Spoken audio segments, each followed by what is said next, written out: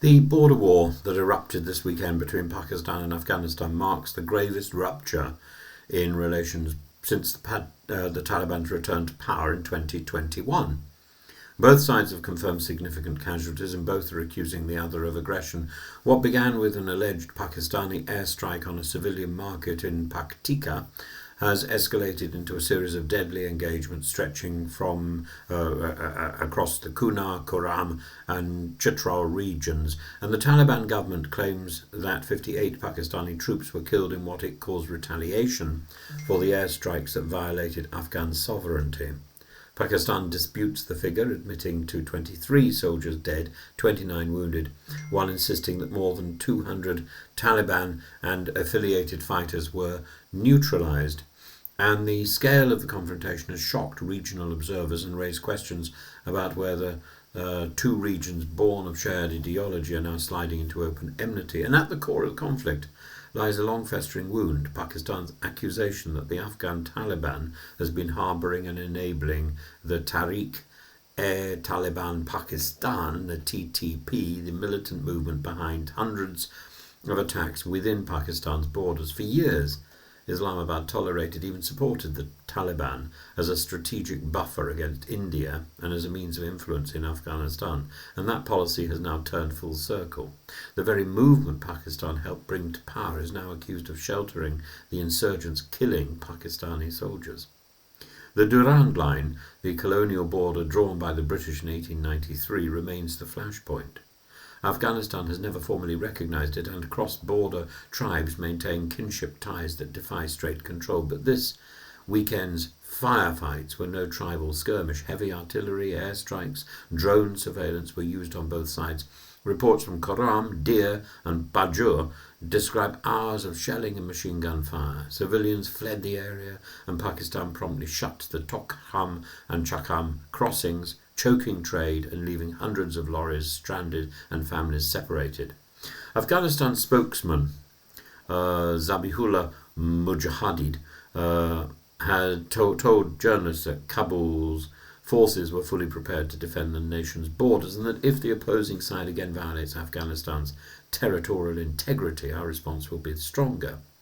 Pakistan's Interior Minister, Mohsin Naqvi, responded with rhetorical, with equally rhetorical force. Afghanistan is playing a game of fire and blood. We will respond with a stone for every brick. Well, the irony is that both countries claim to be acting defensively. Pakistan says it struck terrorist training camps in self-defence. Afghanistan insists it merely responded to airspace violations and the bombing of a civilian marketplace. What is certain is that the clash coincided with a diplomatic earthquake. The Taliban Foreign Minister Amir Khan Muqati was in New Delhi, strengthening ties with India and Pakistan's sworn rival, and that coincidence was not lost on Islamabad, which accused the Taliban of acting in cahoots with India and threatened a complete elimination of terrorism emanating from Afghan soil. Behind the bombast lie deeper structural failures. Pakistan's frontier regions are engulfed in a resurgent insurgency. More than 900 security personnel and 500 civilians have been killed this year alone, the highest toll since 2009. And the Taliban regime in Kabul, meanwhile, is struggling to maintain control over an economy in collapse, a population disillusioned by repression, an increasingly assertive Islamic State, Khorasan insurgency, and recovery from the recent earthquake. Both states face internal fractures that border war will only deepen. Diplomatic mediation has begun. Saudi Arabia, which recently signed a defence pact with Pakistan, and Qatar have urged restraint and reportedly helped broker a midnight ceasefire. For now, the guns are mostly silent, yet the atmosphere is brittle. Analysts like Michael Kugelman warn that Pakistan's strikes could inflame the TTP into retaliating inside Pakistan, creating a self-perpetuating cycle of violence. And the wider significance is clear. This is not merely a border dispute, but the unravelling of a relationship once bound by ideology, by a shared ideology. Pakistan's military once saw the Taliban as a controllable ally.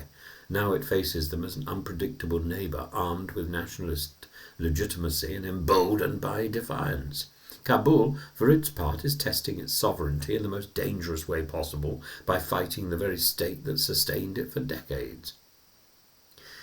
In the words of one Islamabad security analyst, this is a war between two mirrors, each reflecting the other's failures, each blaming the other for a terrorist problem that neither can control.